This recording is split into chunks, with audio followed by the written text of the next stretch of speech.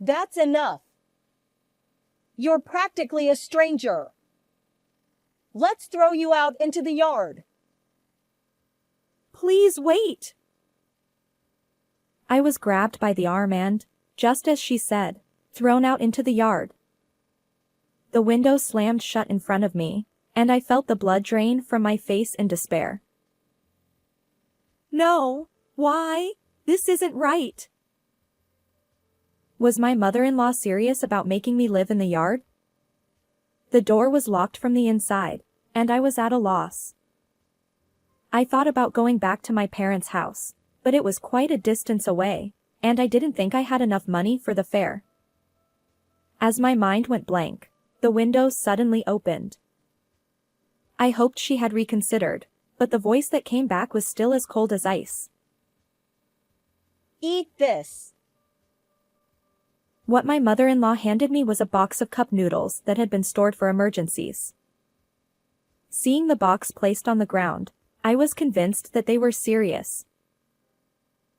No way! Please wait! My desperate plea was in vain, and the window mercilessly closed in front of me. If something happens to me, it will be their problem. Maybe if I throw away the contents, they'll give me proper food. I decided to throw away all the contents in a fit of rage. As I roughly opened the box, I found it among the tightly packed cup noodles.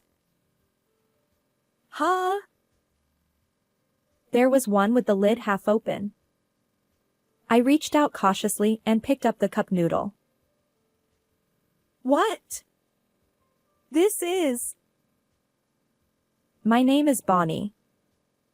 I'm a housewife in my 40s. Ever since I married Dewey, there's been something that's been bothering me for decades. It's... Dewey, I've always told you to put away your clothes. The clothes scattered in the living room were those Dewey had taken off after coming home from work. Dewey has a habit of changing clothes as soon as he gets home and leaving them on the floor. Even now, despite my request, he was lying on the sofa looking at his phone. Not only that, but he was also watching videos at a loud volume and laughing. Perhaps because I interrupted his relaxation time, Dewey spoke in a tone that clearly showed he found it bothersome.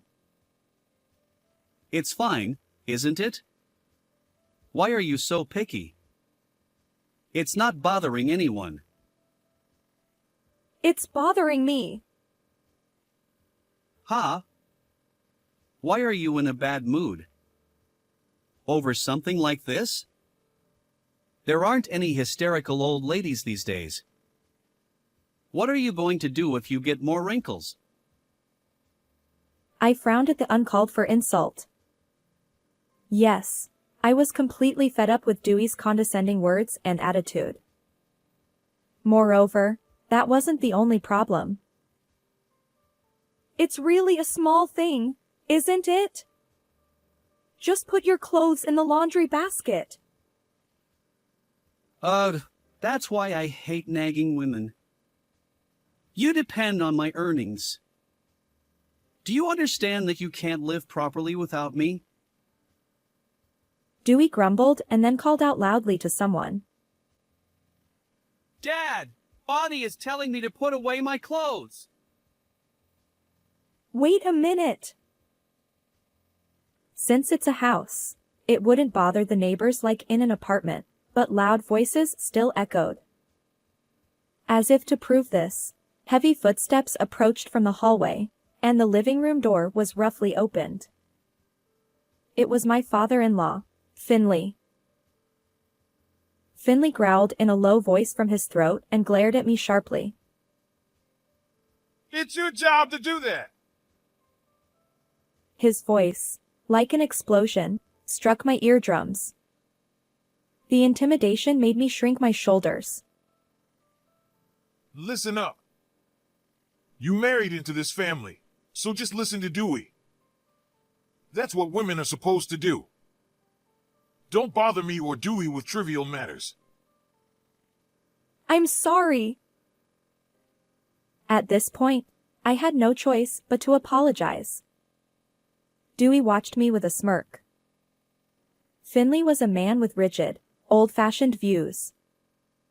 Whenever I voiced my opinions about housework or Dewey's behavior, he would get furious and tell me not to think about such things. It wasn't uncommon for him to hit me, and I had developed a habit of shrinking reflexively. Dewey had already shifted his attention back to the video on his phone, ignoring me. I felt a dark cloud over me, thinking I had to wait quietly until his father's anger subsided. Then, another person called out to me.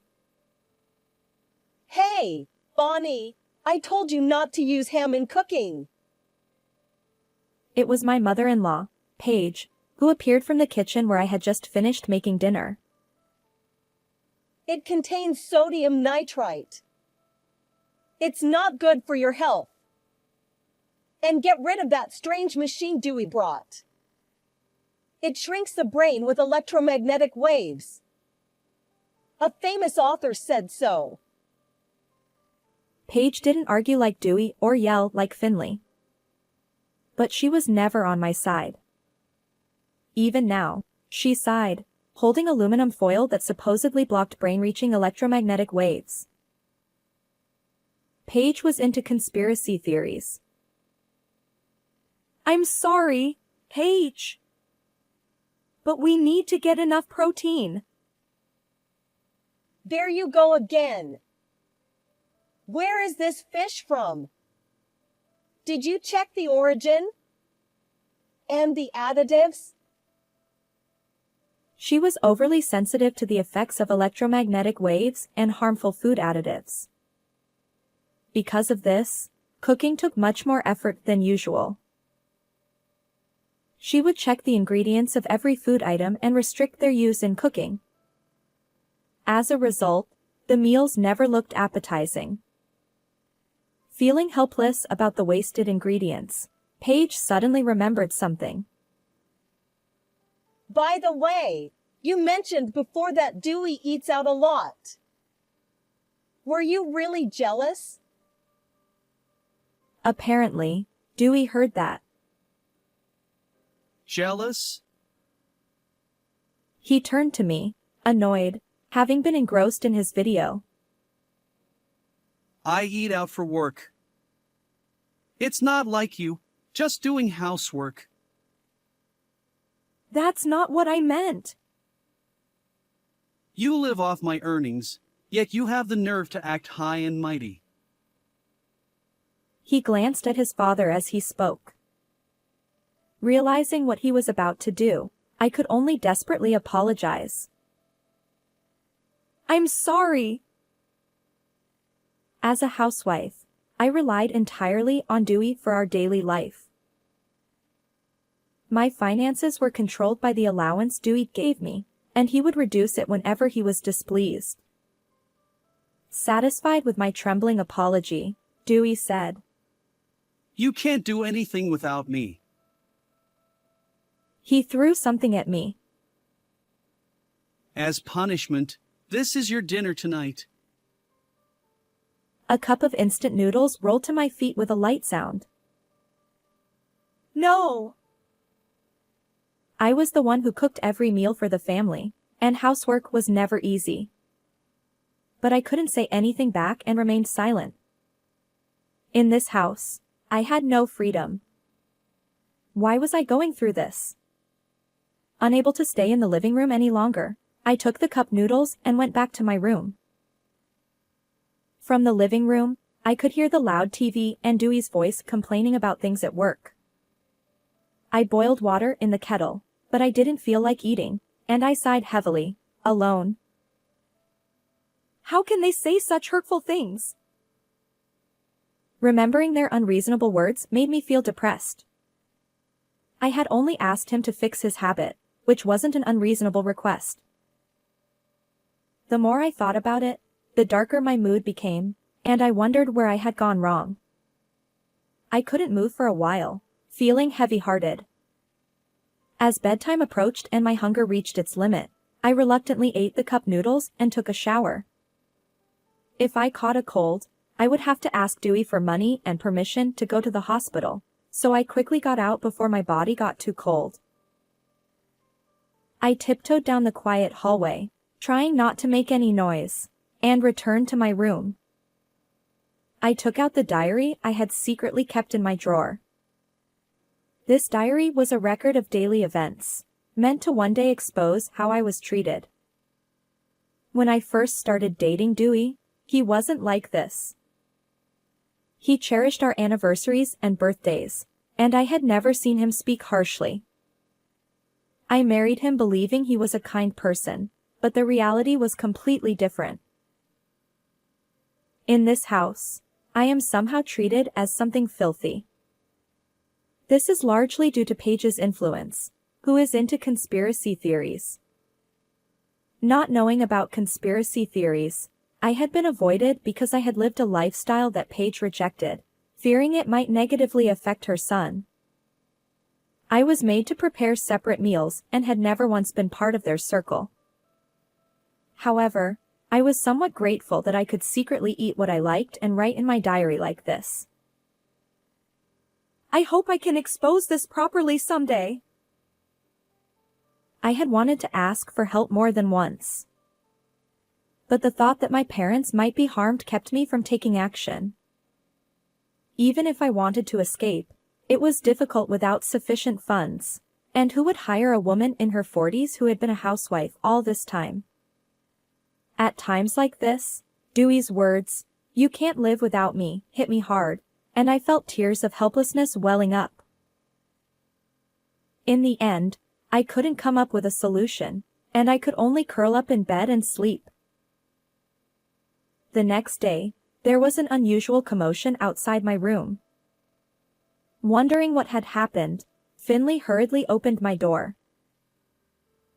Hey, call an ambulance right now! Dewey is... Apparently, when he went to wake Dewey, who was sleeping later than usual, he found him not breathing in bed. I frantically called an ambulance. Even if he had mistreated me for years, I couldn't ignore a life-threatening situation. I listened to the paramedic's voice over the phone and desperately tried to perform CPR, but Dewey didn't make it. No, why? He seemed fine until yesterday, so why did his condition suddenly deteriorate? The suddenness of it all left me in shock, unable to even start preparing for the funeral after returning from the hospital. The atmosphere around me was heavy and different from usual. Come to think of it, he did seem unwell lately. Really? Finley muttered. With his son gone, he didn't have the energy to yell at me. I had no idea Dewey had been feeling unwell. We hardly ever saw each other, as he was at work while I did housework during the day, and we ate in separate rooms. But I couldn't help but think that I should have noticed something. No matter how deep the rift between us, Dewey's death was still a fact. Forgetting my usual demeanor, I leaned forward. Then why didn't he go to the hospital? If he was that unwell, there must have been signs. I told him not to go. I also told him to stop taking over-the-counter medicine. We never know what they might put in it, Paige said in a prim tone. It seemed that even knowing Dewey was unwell, she couldn't abandon her belief in conspiracy theories. I was overwhelmed by a sense of helplessness for such a reason. I was at a loss for words, both at Dewey, who believed his mother's claims, and at Paige, who didn't doubt the baseless conspiracy theories. I see. It seems that when people are faced with something they can't handle, they tend to laugh. I shook my shoulders slightly. But that was a mistake. What's that reaction? A voice so low it seemed to come from the depths of the earth shook my eardrums. Startled, I looked up. Oh, no, it's not like that. What do you mean it's not like that? You laughed, didn't you? Are you the kind of person who laughs at Dewey's misfortune? I'm sorry. That wasn't my intention. I was thinking about Dewey. I had completely overstepped. Maybe my emotions weren't working properly in the face of sudden misfortune. But there was no way to take it back, and Paige's cold voice pierced me. No excuses. The fact is you laughed. Could it be that you poisoned him? No, I didn't do anything like that. I shook my head, almost in tears. Given how badly Dewey had treated me, there were plenty of reasons to suspect me. Even though Paige directed most of the meals, I was the one who prepared their food. Enough. Without Dewey, you're just a stranger. Let's throw you out into the yard. Exactly. Don't think you'll ever be allowed back in. Please, wait. Finley grabbed my arm and literally threw me out into the yard. The window slammed shut in front of me, and I felt the blood drain from my face in despair. No, why? It's not true. Living in the yard was out of the question. The door was locked from the inside, and I panicked. I couldn't even retrieve my diary to make my accusations. The thought of returning to my parents' house crossed my mind, but it was quite a distance from here. I didn't think I had enough money for the fare. As my mind went blank, the window suddenly opened. Paige! Throwing me out into the yard would be seen by the neighbors and wouldn't be good. Hoping she had reconsidered, I called out, but her voice was still as cold as ice. Don't call me so casually. If something happens, it would be a nuisance for us. So eat this. It's full of additives, though. What she handed me was a box of emergency cup noodles. Seeing the box placed on the ground, I realized they were serious.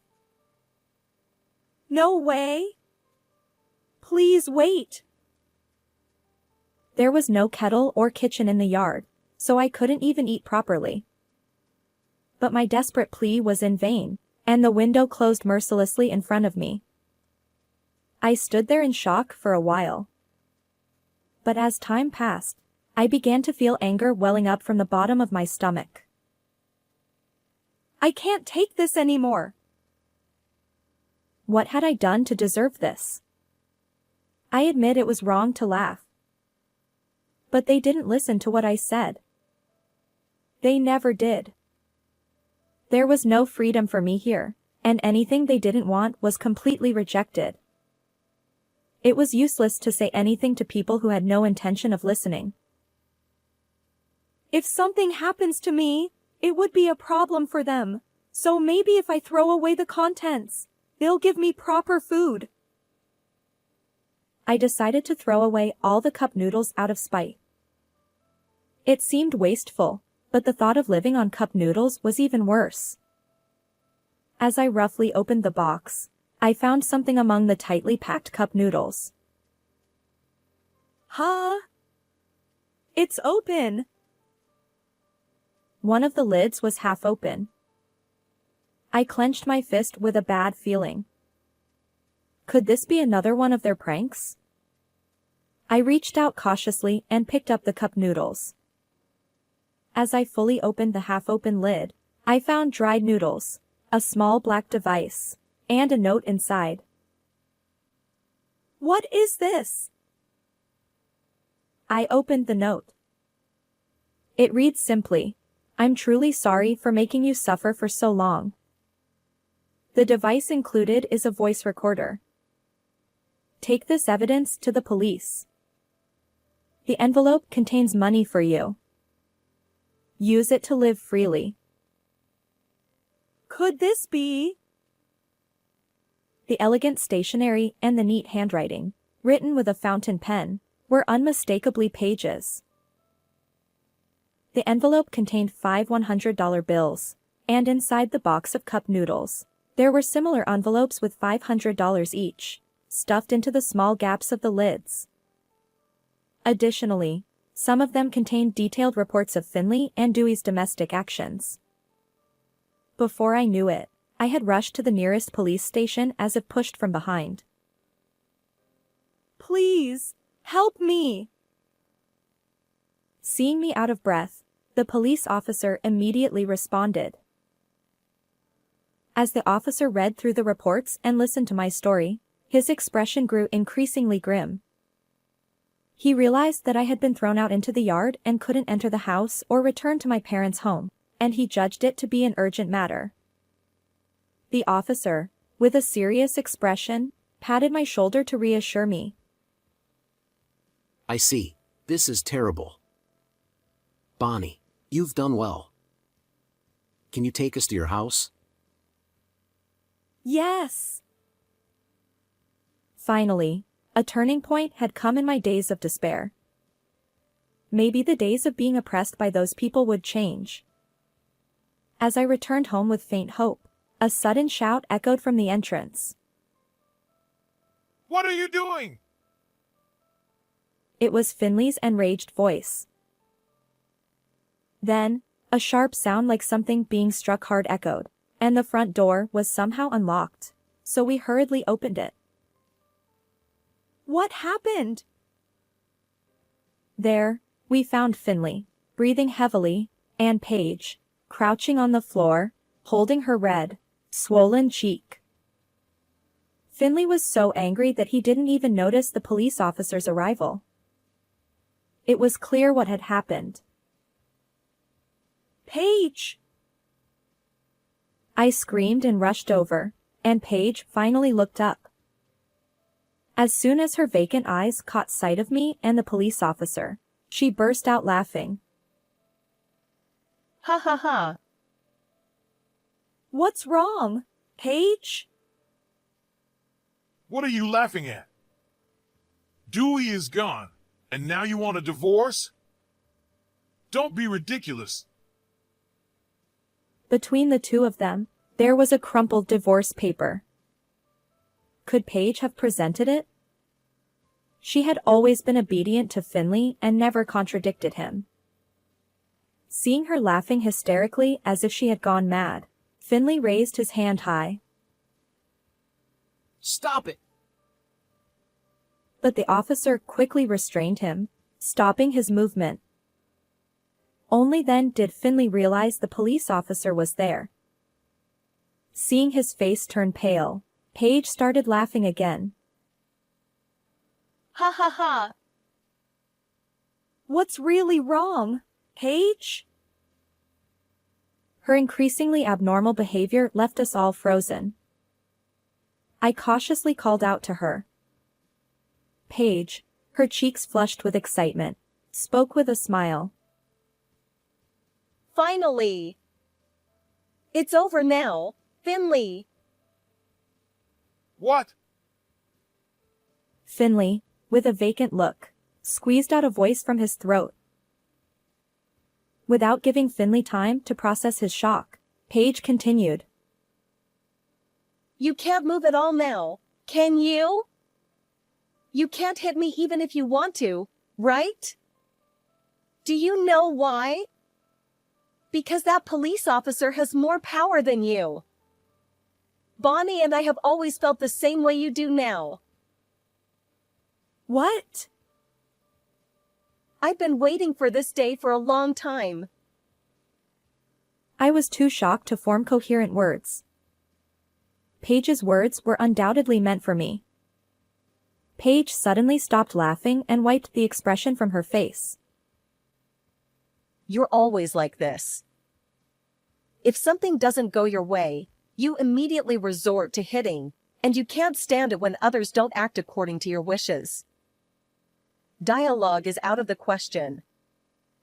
You think it's only natural for people weaker than you to obey you and for you to be supported by others. Ever since Dewey was born, you've been violent towards me. You knew I couldn't escape as a stay-at-home mom estranged from my parents, didn't you? That's why I've been planning this day for a long time. With a voice as cold as absolute zero, Paige began to talk about the plans she had been making, glaring at Finley with piercing eyes. At first, I didn't have enough evidence, and there was Dewey to consider, so I thought I'd execute the plan once Dewey became independent and I had enough savings. I never imagined Dewey would marry Bonnie so quickly and end up doing the same things as you. Dewey was more cowardly than you, but also sly, so I pretended to be a crazy person who believed in conspiracy theories and fed you both terrible food. Hearing this, I was taken aback.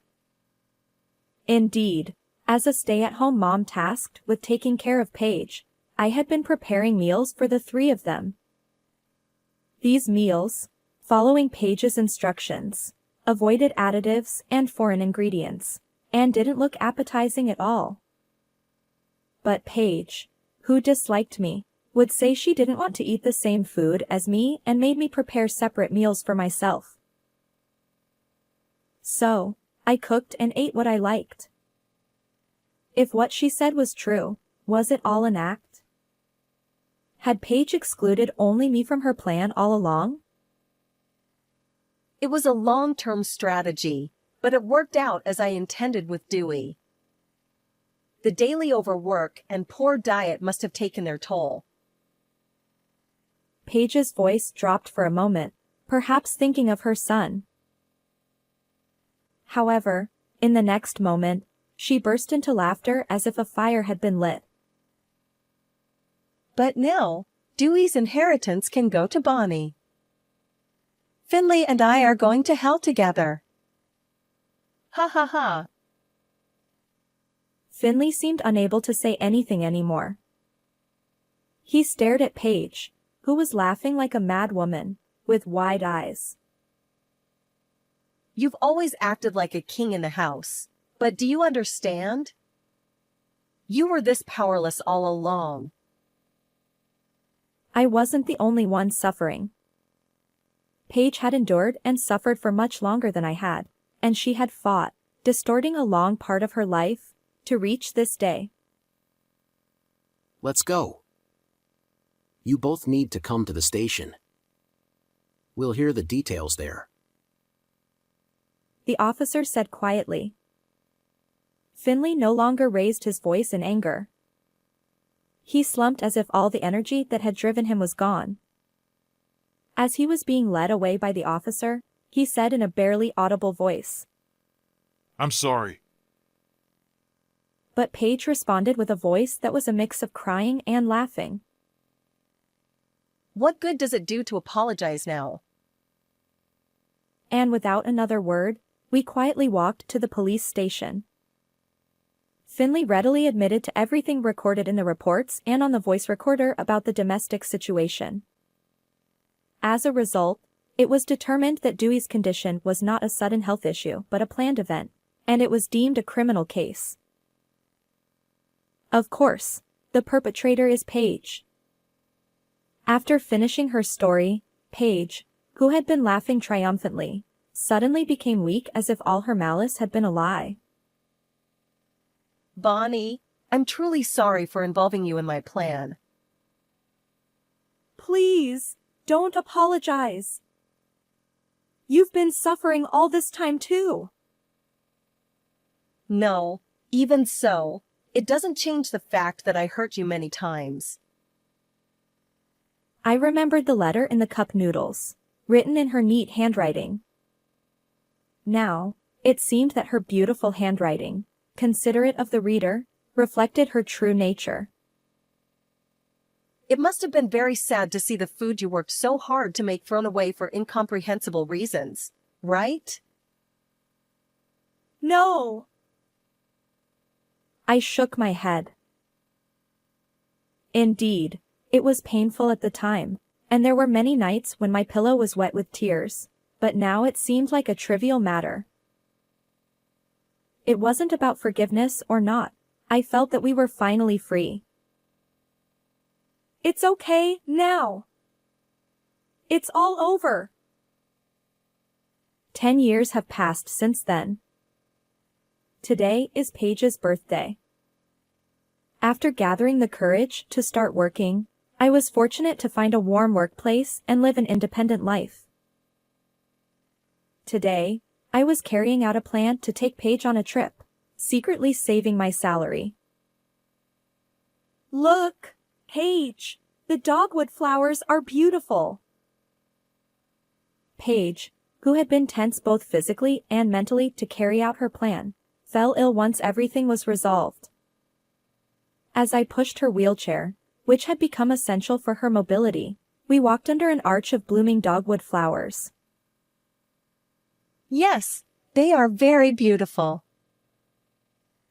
Paige seemed to be enjoying this modest trip. After that incident, I decided to support Paige. Now, Paige is an important member of my family. We care for each other, exchange words, and sometimes enjoy time together like this. Paige, I also have a special birthday cake ready.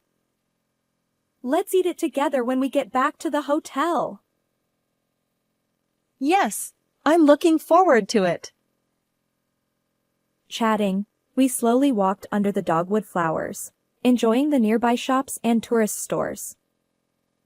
Paige seemed to be enjoying herself, so I could say this trip was a great success.